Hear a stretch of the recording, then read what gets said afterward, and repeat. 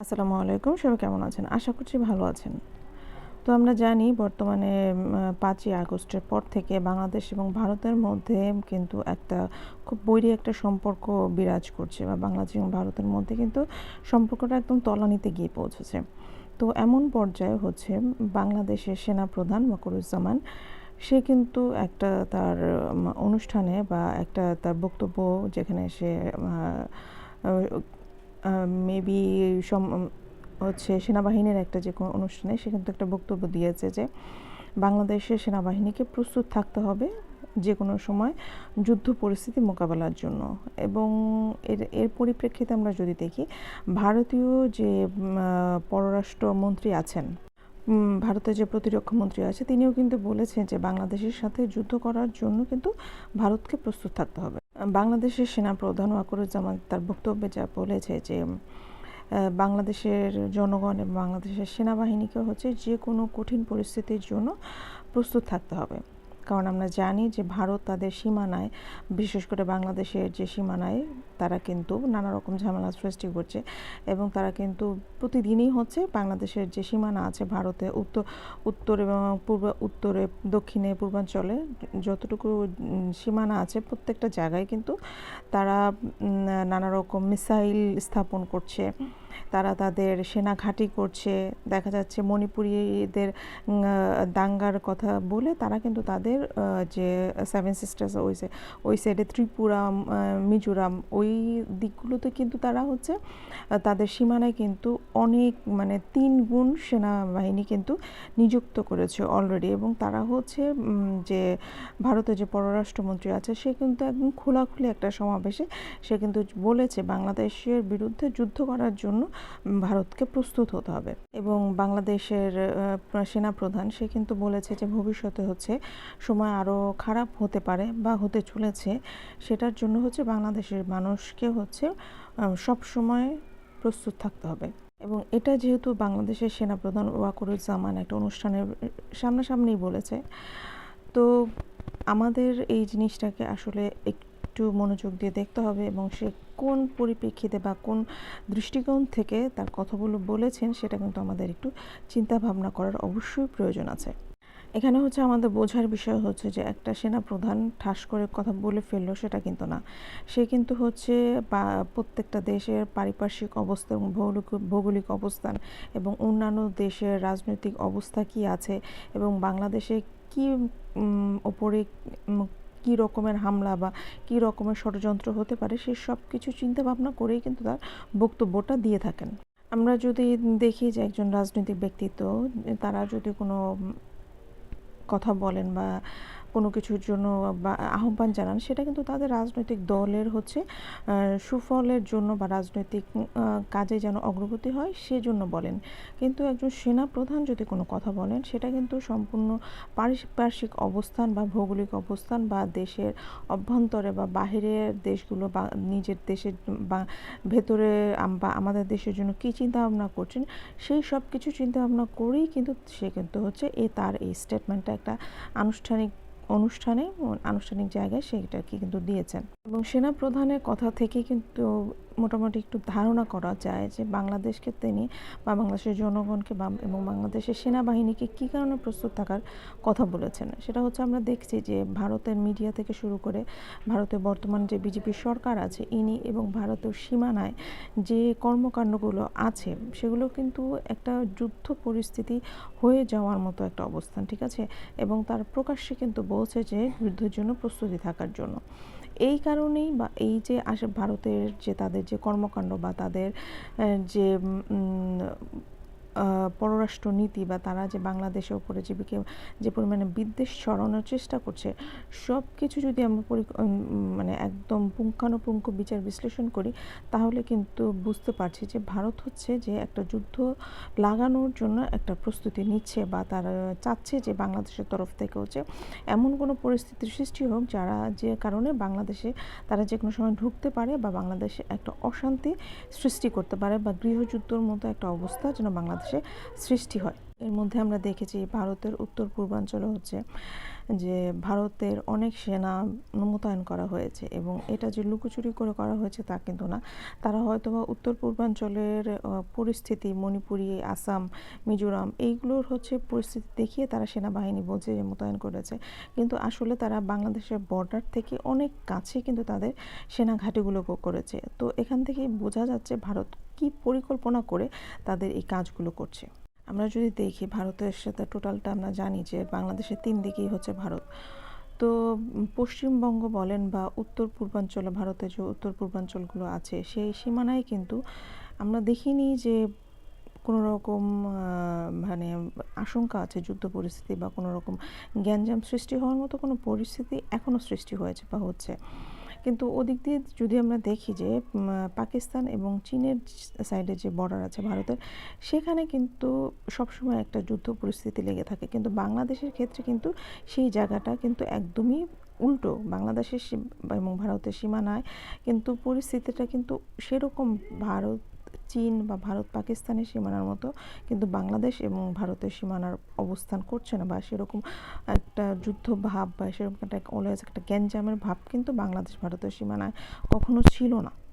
কিন্তু তারপরেও যদি আমরা দেখি যে পশ্চিমবঙ্গের যে বিমান ঘাঁটি আছে সেখানে কিন্তু সেখানের সীমানাও কিন্তু বাংলাদেশ ভারতের সাথে কিন্তু পরিস্থিতি ঠান্ডা, এবং এটা যেহেতু চীন এবং পাকিস্তান থেকে অনেক দূরে অবস্থিত, সেই কারণে কিন্তু এই পশ্চিমবঙ্গে বিমান ঘাঁটিতেও যে তেমন একটা বিপদজনক ভারতের জন্য সেটা কিন্তু না।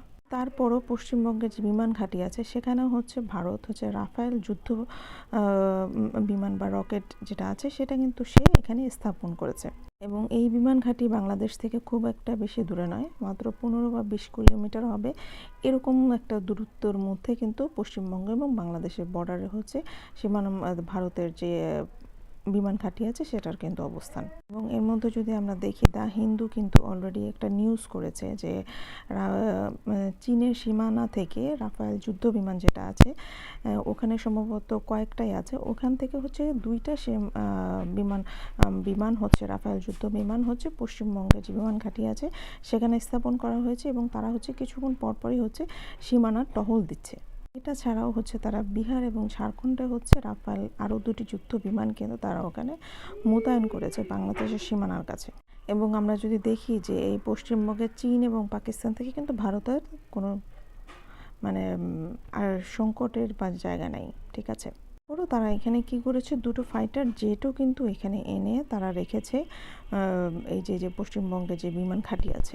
তাদের অন্যান্য মিডিয়ার মাধ্যমে বা পত্রিকার মাধ্যমে আরও জানা গেছে তারা যে কানাডার কাছ থেকে স্পাই বিমানগুলো কিনেছে, তার সেখান থেকেও স্পাই বিমানগুলো যেগুলোর মাধ্যমে হচ্ছে অন্যান্য দেশের মানে যে চোখ রাখা যায় বা কোনো কিছু হলে সেটার সাথে সাথে তারা হচ্ছে বলতে পারে বা ধরতে পারে, সেই স্পাই বিমানগুলো থেকে কয়েকটা ইউনিট হচ্ছে এই সীমানায় কিন্তু তারা অলরেডি মোতায়েন করে রেখেছে।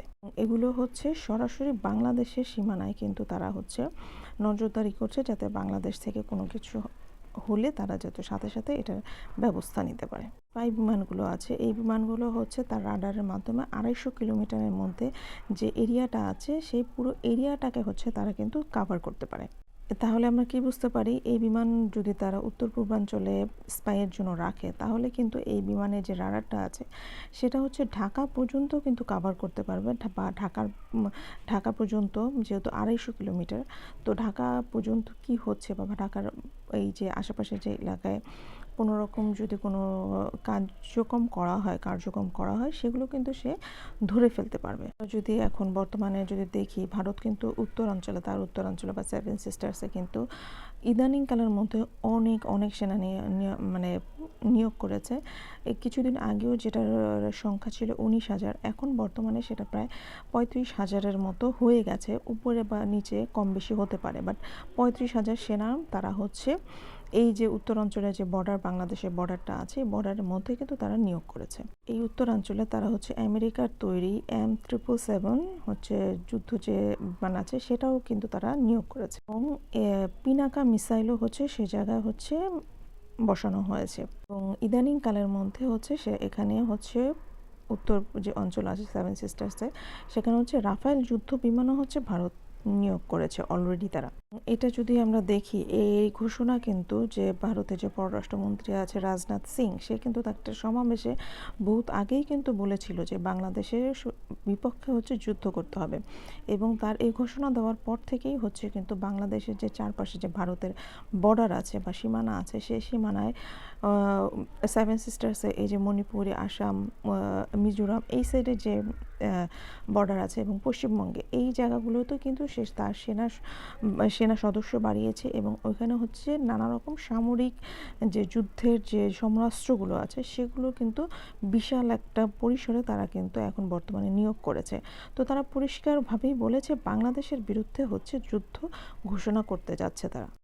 ভারত যদি মনে করে যে তার সীমানায় কোনো সমস্যা হচ্ছে বা সীমানা তার নিজের দেশকে রক্ষা করার জন্য সীমানা হচ্ছে মানে বা সৈন্য মোতায়েন করবে বা অস্ত্র মোতায়েন করবে বা যে কোনো ব্যবস্থাই তারা নিতে পারেন তার নিজের দেশের হচ্ছে নিরাপত্তার জন্য, কিন্তু এখানে হচ্ছে কোন ধরনের অস্ত্র বা কোন ধরনের আর্টিলারি হচ্ছে সীমানা রক্ষা করার জন্য বা সীমানাতে স্থাপন করার জন্য বা দেশের সীমানা রক্ষা করার জন্য ব্যবহার করা হয়, সেগুলোরও কিন্তু একটা নির্দিষ্ট একটা কি বলে একটা মেজারমেন্ট আছে, যেটা তারা হচ্ছে এখন বর্তমানে যে পরিমাণে হচ্ছে তারা যুদ্ধ বিমান, আর্টিলারি এগুলো ব্যবহার করছে, এগুলো কিন্তু সীমানা রক্ষা করার জন্য ব্যবহার করা হয় না।